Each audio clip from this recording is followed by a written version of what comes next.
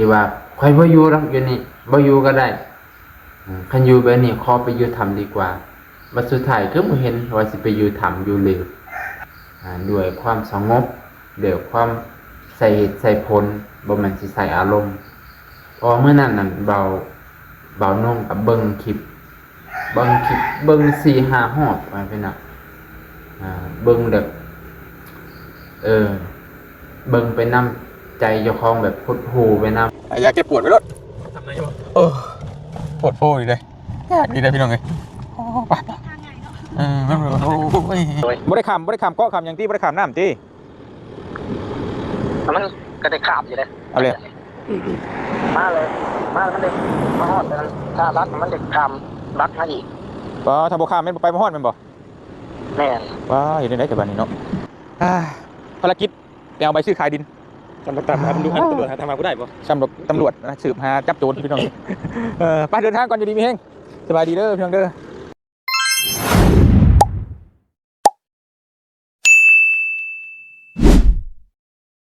สบายดีพ่อแม่พี่น้องลุงป่าเบิดสุขุสุขคนที่อยู่ในประเทศและต่างประเทศและสวัสดีครับพ่อแม่พี่น้องที่อยู่ประเทศไทยเป็นสุขุสุขคนลุงป่าเช่นเก่าเช่นเคยขอยินดีต้อนรับเข้าสู่ช่องเบานุ่งพาเลาะพ่อแม่พี่น้องมื้อนี้บ่ได้เลาะไปไสพ่อแม่พี่น้องเฮาสิมาเว้าเกี่ยวกับการเรื่องของเบาเตียงเนาะที่ตามหาพ่อของน้องแต่ไปพี่น้องซึ่งเบาเตียงเพิ่นก็เดินทางตั้งแต่วันที่1มันนี่วันที่3ไปพี่น้องอาจจะวันที่2ไปพี่น้องเนาะวันที่2นะเบาเตียงตามหาพ่อน้องแต่ที่แรกนั้นพ่อน้องแต่แล้วก็ต้องไปหาพ่อของน้องแต่น้องตุ๊กไปพี่น้องตกทีแรกนะว่าคิดว่าไก่คิดว่าใบตาดินเนี่ยอยู่น้ำน้องแต่พี่น้องเห็ดไปเห็ดมากไปอยู่น้ำพอนะซึ่งพอกับลูกกับบไดอยู่น้ำกันบไดอยู่น้ำกันแล้วอยู่คนละเมืองพร้อมกันความห่างไกลความซอกหลีกเส้นทางที่ลำบากเบาเตียงกับกับเบายาวน้องเมฆเนาะพี่น้องน้องเมฆเป็นสู่ชนอดทนสุดยอดเด้อพี่น้องอันนี้ก็ยกนิ้วให้เพิ่นเลยพี่น้องแล้วก็บ่าวยาวเพิ่นก็ไปเป็นครูใจครูชีวิตพี่น้องไปเป็นหมู่พอได้มีลมพอมีหมู่พอได้มีหมู่คุยนำในการเดินทางเนาะเพราะว่าการเดินทางแต่ละเทื่อมันบ่แม่นเรื่องง่ายๆเลยพี่น้องบ่ว่าจะเส้นทางยากลำบากและเส้นทางที่บ่คุ้นเคยแถมไกลพร้อมไปนี่ไปฮอดพุ่นเบิดค่ำคืนโอ้ยเห็นบ่าวเพิ่นเอาลงตกสุดลำบากเพื่อจะไปหาใบตาดินใบที่ดินโฉนดที่ดินพี่น้องภาษาไทยว่าโฉนดที่ดินเนาะ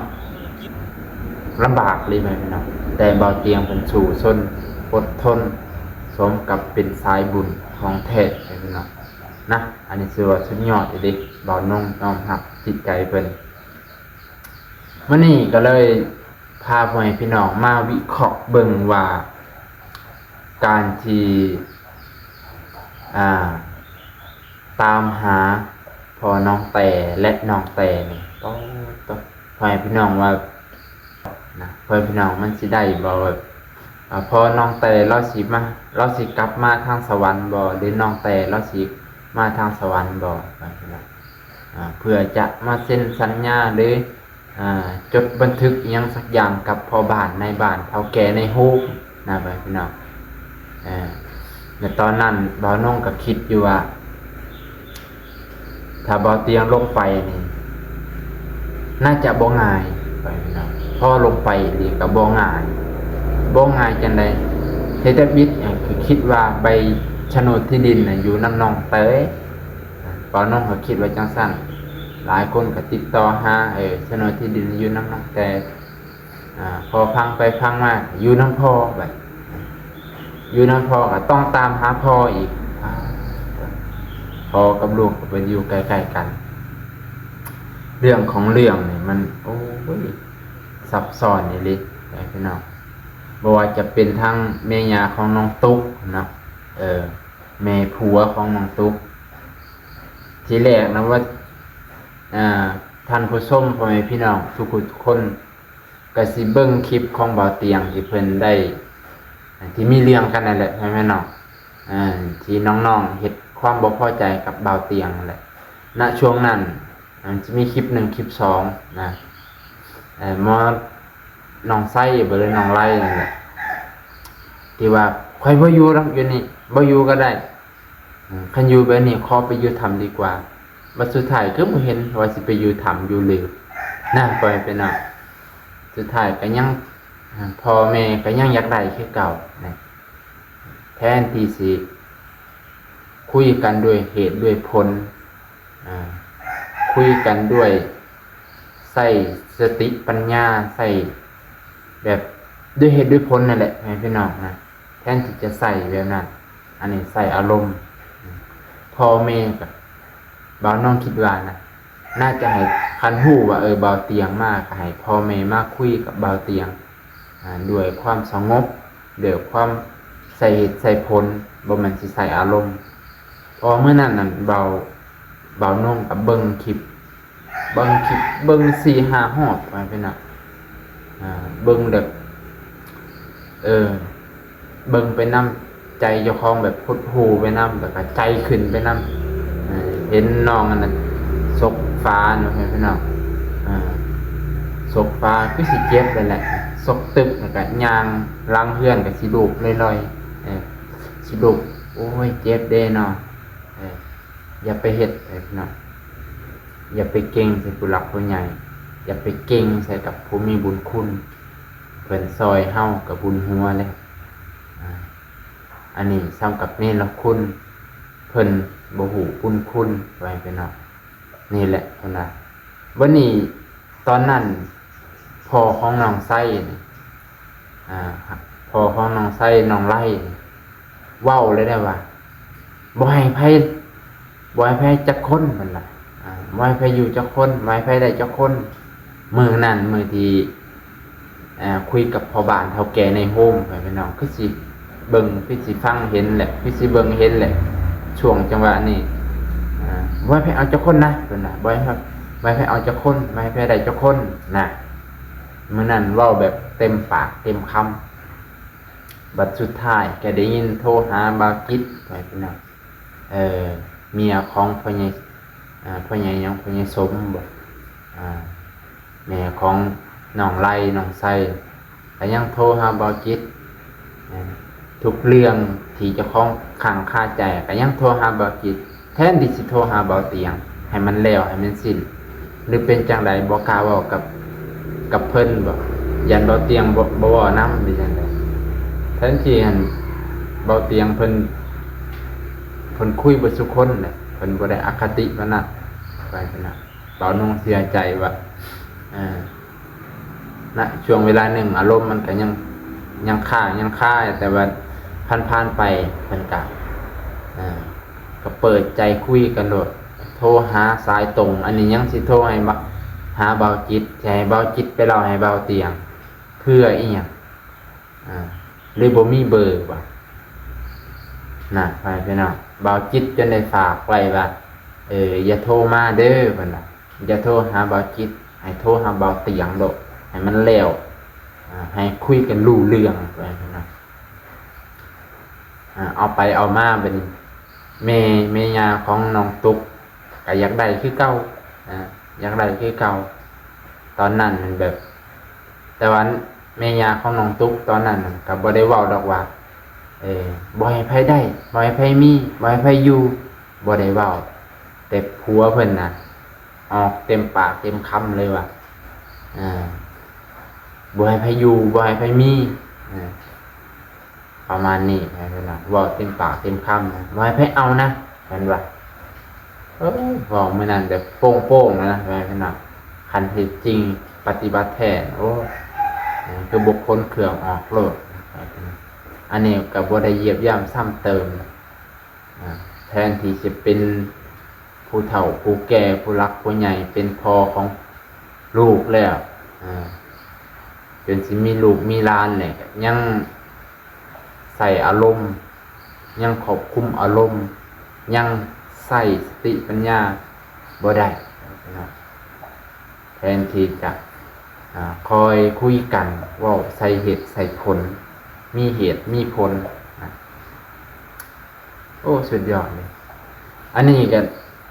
สิมาเว้าเกี่ยวกับอายเตียงนะพี่น้องอายเตียงเป็นโอ้นะขอให้พี่น้องคิดเห็นจังไดในการตามล่าซ้ำกับตำรวจเบาเตียงว่าซ้ำกับตำรวจตามหาผู้ร้าย ซ้ำกับตำรวจตามหาผู้ร้าย อันนี้ซ้ำกับนักสืบ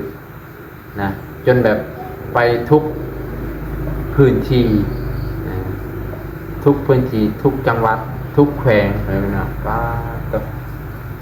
เบาคิดว่าเบิ้งเดินทางจากสวรรค์หาปักเซ่ครับ5-6 ชั่วโมงเพื่อไปฮอดเมืองสุขุมมาเมืองสุขุมมานี่คือน้องแต่อยู่อะไรนะน้องแต่อยู่ว่าจะเปิดสีขามน้ำขามคลองทางฝนมันแห้งเป็นเกาะอะไรไปหน่อยให้ไปยากเบิ่งมองน้องแต่อยู่กับใครในบ้านยังกับบ้านทานนี่แหละบ้านทานอันนี้ใครในกับบริยากปานใด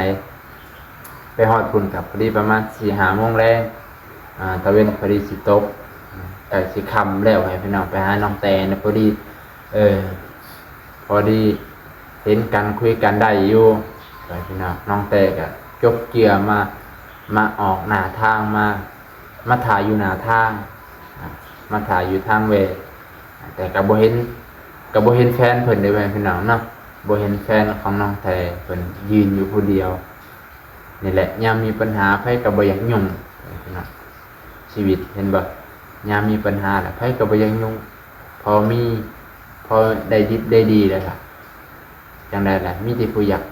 เข้าหามีแต่คนอยากรู้จักพอมีปัญหา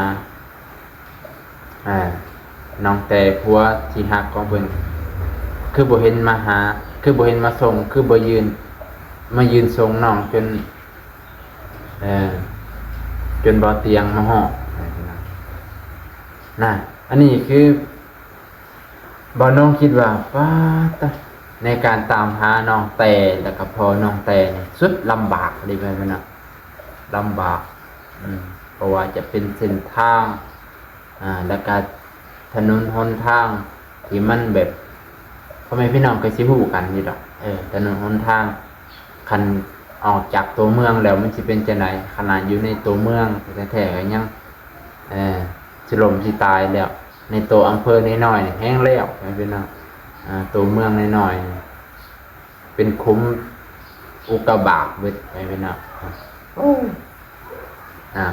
ตามหาน้องแต่ตามมาพอน้องแต่จากเมืองสุขุมมาไปหาเมืองมนอีกโอ้ยไกลพี่น้องไกลเลยพอไปฮอดพุ่นก็มีเมืองมนเหนือเมืองมนใต้สำหรับพอเพิ่นน่ะเฮ็ดงานอยู่เตาถ่านพอไปฮอดพุ่นก็มีเตาถ่านเหนือเตาถ่านใต้โกจักสิเตาถ่านใดเนาะบาดนี้พอน้องแต่ก็ยังบ่ฮู้ว่าเจ้าของอยู่ตำแหน่งใดนะยังบ่ฮู้ว่าเจ้าของอยู่บ้านยังลำบากเลยจะได้กะมอบกำลังใจให้บ่าวเตียงนะบ่าวนงส่องน้อยๆนี่ขอมอบกำลังใจให้บ่าวเตียงสู้ๆแล้วก็บ่าวย่าวสู้ไปนำกันน้องเมฆกันเด้อขอให้สู่ชนเพื่อพ่อแม่พี่น้องผู้ที่ซอยนั่นแหละเห็นอกเห็นใจทั้งสองฝ่ายเลยพี่น้องนะบ่าวนงกับขอมอบกำลังใจให้เล็กๆน้อยๆจากส่องน้อยๆเลยพี่น้องแต่ก็เป็นห่วงนะบางคนก็เป็นห่วงเฮ็ดหยังเป็นห่วงแล้วเนาะเฮาก็เป็นมนุษย์โลกด้วยกันเฮาก็บ่แม่นสิปะสิถิ่มเห็นว่าเพิ่นตกทุกข์ได้ยากเฮาก็ช่วงเพิ่นมีอุปสรรคปัญหาเฮาก็ให้กำลังใจ ไปเนาะเฮาบ่มีหยังซอยเนาะเฮาก็เอากำลังใจให้เพิ่นก็สิดีอกดีใจเพิ่นสิรับรู้หรือบ่รับรู้ก็ว่าอีกทีนึงเนาะแต่บ่น้องก็ขอมอบกำลังใจให้บ่าวเตียงสู้ๆไปพี่น้องนะมื้อนี้ครับสิจบเพียงเท่านี้ไปพี่น้องมื้อนี้บรรยากาศฝนตกฝนตกมื้อนี้ฝนประมาณเพิ่นว่าวันที่6ไปพี่น้อง6 7 8พายุสิเข้าแต่มันในวันที่3แล้วมันมาแต่วันที่3เลยพี่น้องพายุเดือน11 12ได้ฝนก็ยังตกอยู่พี่น้องเกี่ยวข้าวก็บางคนก็ยังเกี่ยวบ่แล้วนะโอ้ตอนช่วงนี้แล้วก็บางน้องก็ช่วงนี้ก็บ่ค่อยได้ไปไสเด้อพี่น้องขอโทษขออภัยไปพี่น้องสิได้ไปใกล้สุดก็คือเฮือนบ่าวสวนเฮือนนางร้อยแน่ไปพี่น้องบ่าวน้องในใจก็อยากไปไกลกว่านี้อยู่แต่มันก็มีอุปสรรคหลายอย่างไปพี่น้องขอโทษขออภัยไปพี่น้องลุงป้าเบิ่งครูสุคนมื้อนี้ก็สิจบเพียงเท่านี้เนาะมื้อนี้ก็สิมาอัปเดตเรื่อยๆให้พี่น้องมาให้กำลังใจบ่าวเตียงเรื่อยๆเพื่อเพิ่นให้สู้ชนอดทนไปนํกันนั่นแหละพี่น้องมอบกำลังใจให้บ่าวเตียงแล้วก็บ่าวน้องนำเด้อไปพี่น้องขอบใจขอบพระคุณหลายๆ